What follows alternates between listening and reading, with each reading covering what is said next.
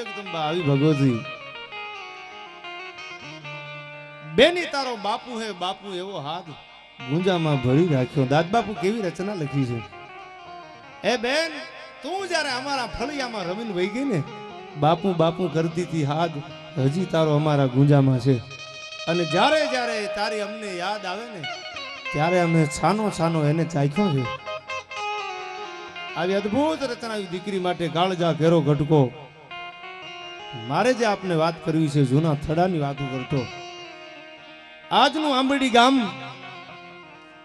પંખીના માળા જેવું વિહળ રાબા જેવો એક મરદ માળા તોણા હિન્દુસ્તાનના બાદશાહને કહી દીધું હતું કે આંબરડીનો વિહળ રાબો કોઈ દી કોઈને સલામ ન કરે. ઈ આંબરડીમાં એક ભગવતીનો આવો જૂનો થડો છે. તમે ફોટામાં જોવો છો નાના નાના ફળા જૂનો થડો ભાઈઓ. અને ચારણ જગદંબા સૂટા કેસ ધરા ઢળકે અને ચારણનો રંગ મુખે ઝળકે. લોબડીનો છેડો માથે રહી ગયેલો જગદંબા જેવી ચારણ જોગમાયા અમરીઆઈ નામ હતું. અને અમરીમાં ભગવતીને પૂજા સેવા દીવા ધૂપ કરે ગાત્રાજનો. એક દી બીજો દી ત્રીજો દી આમ કોઈને તાવ આવ્યો હોય ગાત્રાજના થડે આવીને ઊભા રહી જાય માથે ભેળું આમ આંખો કરે તો તાવ ઉતરી જાય. કોઈને કઈ મેલી જમીનમાં પગ પડ્યો હોય અને ભગવતીની આસ્થા લઈને આંબરડી હુંદી આવે તો એને હાજા કરી દે. આવી જગદંબાનો જૂનો થડો. અને એમાં બરોબર નવરાત્રી આવી ભાઈ. નોરતા આવ્યા. નોરતાના 9 દી પૂરા થયા. દહેરાનો દી એટલે ચારણને ડાયરો ભરાય. ખંડીએથી ખરલે અન ખરલેથી ખોબે પછ ધધકતે ધોબે આઈ ખાંડ મીટ મંડાઈ ગયેલી થાર થાર થાર થાર થાર થાર થાર ધ્રુજવા મંડી. અને આમ જમણા હાથની આંગળી લાંબી કરી ફળાની આમે હો લાકડાનું ફળું જોજે હો. આ દોઢો ચારણમાં મારી આબરૂનો વિલામ નો થવા દેતી. આ ગાત્રાડ મન વચન અને કર્મથી જો તારો દીવો કર્યો હોય આ આંખે જો કોઈની સામે મીટ નો માંડી હોય તો જોજે હો ગાત્રાડ મારી આબરૂનો વિલામ ન થવા દેતી. જો તારી પેઠલીની પત ન જવા દેતી. પણ ફળું મીંડું હકારા દેવા હો. જૂનો થડો આંબરડીમાં આજ પણ તમે જાઓ થાર થાર થાર થાર થાર લાકડાનું ફળું છે ધ્રુજવા મંડાણ્યું. લાકડાનું ફળું ધ્રુજવા મંડાણ્યું. એક પગથિયું બીજું પગથિયું ત્રીજું પગથિયું ચોથું પગથિયું 7 પગથિયાનો જે થડો હતો હજી પણ તમે જાઓ આંબરડીના પાદરમાં લાકડાનું ફળું આમ ધૂણતું ધૂણતું 7 પગથિયા ચડીને ઠેકાણે આવીને જ્યાં ઊભું રહ્યું ત્યાં તો દોઢો પાઘડિયું માથામાંથી હેઠી મંડાણી ભરવા લાકડી પડે પગમાં પડી ગયા. ગાય 9 લાખ લોબડિયાળી અમે તને ઓળખી ન હક્યા માં અમે તને ઓળખી ન હક્યા. પણ ભગત બાપુ જેવી દિવ્ય દ્રષ્ટિ હોય ને ઈ જ માને ઓળખી કે બાકી માના દર્શન કોઈ રાકાને ન થાય. કાં તો હુરાને હાંપળે અને કાં તો હરિભગતાને હોય બાકી નાક વઢાને હોય ની હરગના વેમણ હાંભળા. જગદંબાના દર્શન ભગત બાપુ જેવી દિવ્ય દ્રષ્ટિ હોય તો થાય. ફોનબાઈમાં એમનામ નથી મળ્યા સાહેબ. તુલાવિધિ જ્યારે થઈ જુનાગઢમાં ચારણો બધા એટલા બધા વિદ્વાન ચારણો કોઈથી ભૂલ ન કરે. જેની કવિતાઓના તમે એક એક લીટી વાંચો. પિંગલસિંહભાઈ શાંતિભાઈ લાંબા આ બધા વિદ્વાન ચારણો આઈમાને કીધું કે તમારી અમારે તુલાવિધિ કરવી છે. અને જુનાગઢમાં જ્યારે હોનબાઈ માની તુલાવિધિ કરવામાં આવી આઈમાનું જે વજન હતું એથી 4 ગણી ચાંદી લાવવામાં આવી. આઈમાં તુલાવિધિ કરવાનું એક જ કારણ તમારી તુલાવિધિનું જે ચાંદી છે એ આપણા ચારણ બોર્ડિંગ માટે ચારણ સમાજ માટે વપરાય એટલે અમે તુલાવિધિ કરવાનું. આઈમાં બહુ ના પાડી પણ ચારણો ન સમજાવો. ફોનબાઈમાં છાબડામાં બેઠા વડ ભીમબાપુ વાત કરતા. મારી 18 વર્ષની ઉંમર કે અને ભીમબાપુ મને વાત કરતા કે હું જ્યારે 18 વર્ષની ઉંમર તો જુનાગઢમાં આઈમાની તુલાવિધિ થઈ તો મને બધા ડાયરો લેતા ગયા. હું બહુ નાનો એવો અત્યારે 70 વર્ષ એમની ઉંમર છે. એ વાત કરતા તો મને કઈ ખબર ન પડે આઈમાની તુલાવિધિ. અને તુલાવિધિ જ્યારે આઈમાની થઈ અને પછી આઈમાની આરતી ઉતારવાની થઈ ત્યારે બધા બાબરિયાવળના ડાયરો એવું કીધું કે ભીમ આપણામાં નાનો છે એટલે ભીમને કયો હોનબાઈમાંની આરતી એ ઉતારી લે. એટલે ભીમબાપુ મને વાત કરતા કે દેવાજભાઈ હું નાનો મારાથી બધા મોટા મોટા એટલે હું આરતી ઉતારવા ગયો હોનબાઈમાંની. મેં હોનબાઈમાંની આરતી ઉતારી અને હોનબાઈમાં માથે હાથ મૂક્યો. તેથી મારે 5 વીઘા જમીન હતી. સત્ય ઘટના છે. માની કૃપા તમે જુઓ. તમારી શ્રદ્ધા હોય તમારો વિશ્વાસ હોય તો દુનિયામાં ક્યાંય રખડવાની જરૂર નથી. ભીમબાપુ વાત કરતા કે 5 વીઘા જમીન હતી. મારી 18 વર્ષની ઉંમર કાંઈ આશાએ નતો ગયો ફોનબાઈને હાચા હૃદયથી પ્રાર્થના કરીને મારી આંખમાં જૂનાગઢના પાદરમાં આહુડા પડી ગયા હો કે હે માં, મારી આગળ ખાલી 5 વીઘા જમીન છે, હું કઈ માગવા નથી આવ્યો, પણ માં આહુડા હરખના પડે છે કે હું કેટલો ભાગ્યશાળી છું કે મારી આટલી ઉંમરમાં તારી આરતી ઉતારવાનો મને મોકો મળ્યો. ઘરે આવ્યા અને અખંડ દીવો કે મારે હોનબાઈ માનો કરવો છે.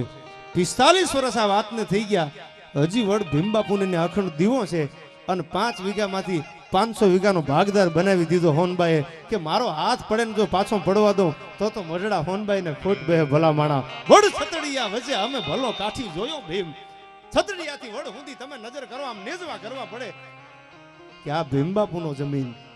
અને ઈ તો એમ કે છે હું જે કાંઈ છું મારી માથે મઢડા વાળીના ખમકારા છે, મારી માના આશીર્વાદ છે, બાકી મારામાં કાંઈ નથી સાહેબ. આ જગદંબાની તુલાવિધિ જ્યારે કરવામાં આવી બહુ ના પાડી, ચારણો સમજ્યા નહીં અને 4 ગણું ચાંદી લઈ આવ્યા. સોનબાઈમાં છાબડામાં બેઠા અને સામેના છાબડામાં ચાંદીનો ઢગલો કર્યો ભાઈ હો. પણ એક છાબડું હોનબાઈમાં બેઠા થાય ઈ બાજુનું એક દોરાવા આંખું પાછું હલતું નથી. ચારણો મૂંઝાણા ભાઈ હો. સોનબાઈ માનો વજન કર્યો તો એની 4 ગણી ચાંદી આપણે લાવ્યા, સાબડું કાનો હલે. લાકડી પડે એમ પગમાં પડી ગયા. હોનબાઈને કીધું કે માં અમને માફ કરી દે, અમે તારું વજન કરવા બેઠા, તને અમે ઓળખી ન હોય ક્યાં. આ તો માં છે, એનું હૃદય કોમળ હોય સાહેબ.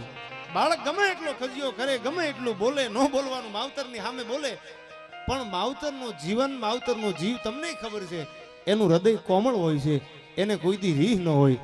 છાબડામાંથી હેઠે ઉતરી અને હોનબાઈમાં જૂનાગઢના ગિરનારની સામે જમણા હાથની લાંબી આંગળી કરીને એટલું કીધું તું, ચારણો આમાં તો તમે મારે વજનથી 4 ગણી ચાંદી મૂકી છે, પણ સામે ઊભો ગિરનાર મૂકી દો ને તો મઢડા હોનબાઈનું સાબડું કોઈથી હજર ન થાય ભલા માણા.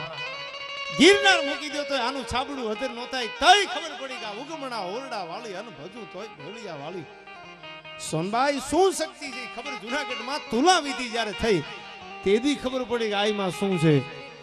માના કોઈથી વજન ન હોય અને તુલસીદાસજી વિદ્વાન એમ લખે છે કે માના રૂપના કોઈથી વખાણ ન હોય.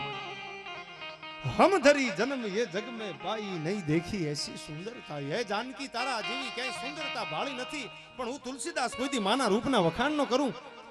हम धरी जन्म ये जग में पाई नहीं देखी ऐसी सुंदरता, માં આવું સુંદરતા આવું રૂપ મેં નથી જોયું.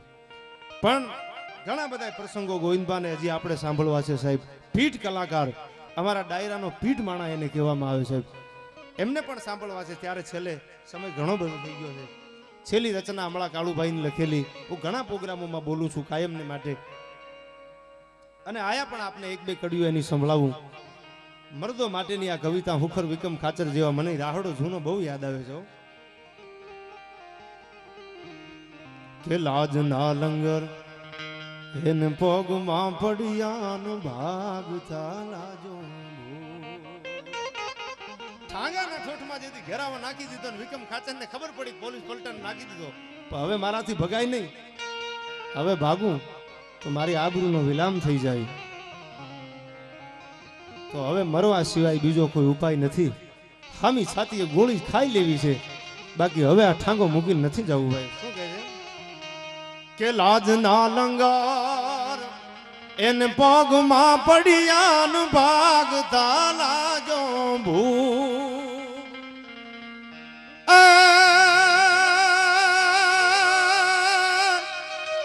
80 ગોળી આગમાં ઝીલી,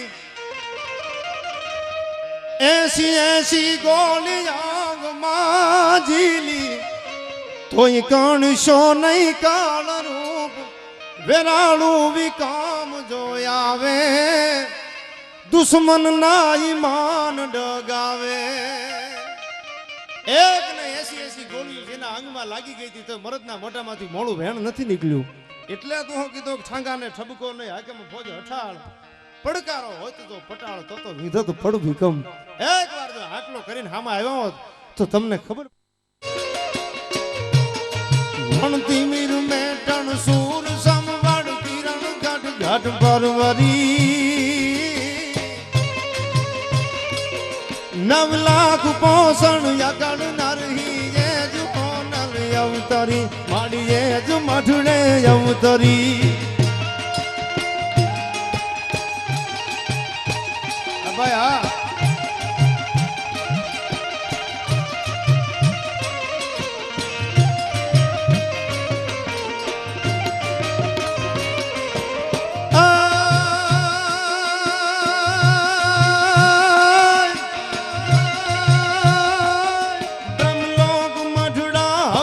ભગીરથ શિવ સોરઠ શિર ધરી ઉદારવા તન સગન ચારણ નેહડા માની સદી ગોહદાર કળ કળ નીર નિર્મળ યાય ગંગા અવતરી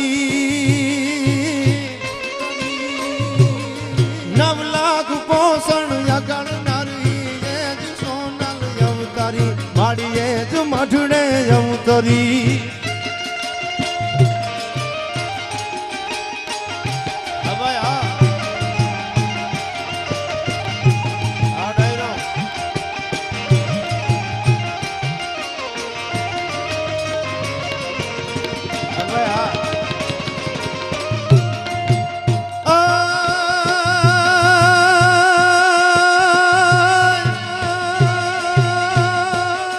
પ્રહલાદ ચારણ કલી હરણ કસ મોત ના બદ ગણગડી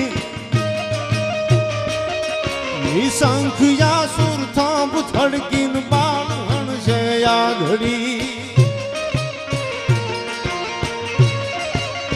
આમ જ્યાં પ્રહલાદે થાંભલાને બદ ભરી ત્યાં તો એમ થાતું કે હવે પ્રહલાદનું શું થાય પણ ત્યાં તો સિંહણ થઈ અને ભગત બાપુ કે માલપુરથી થંભમાંથી નીકળી ભાઈ શું કહે છે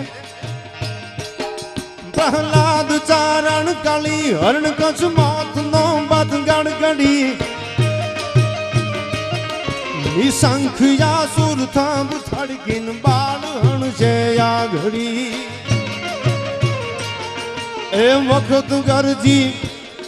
એમ વખત ગરજી થોંભ સે નરસિંહણી બનની શરી નવ લાખ પોષણ યગન નરહી દેજ સોનલ અવતારી માડી દેજ સોનલ અવતારી માડી દેજ સોનલ અવતારી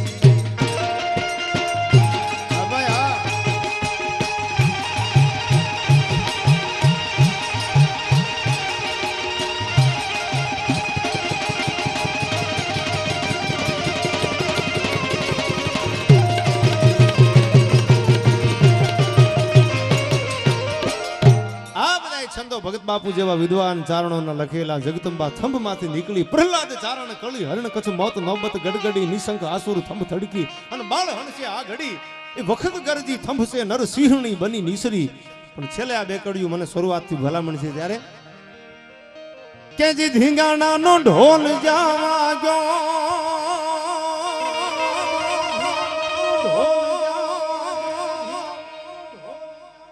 અને મરદા જાળ માપવા લાગ્યો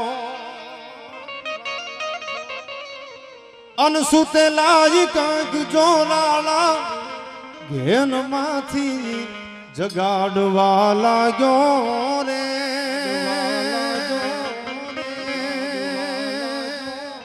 ધીંગાણાનો ઢોલ જાવા ગયો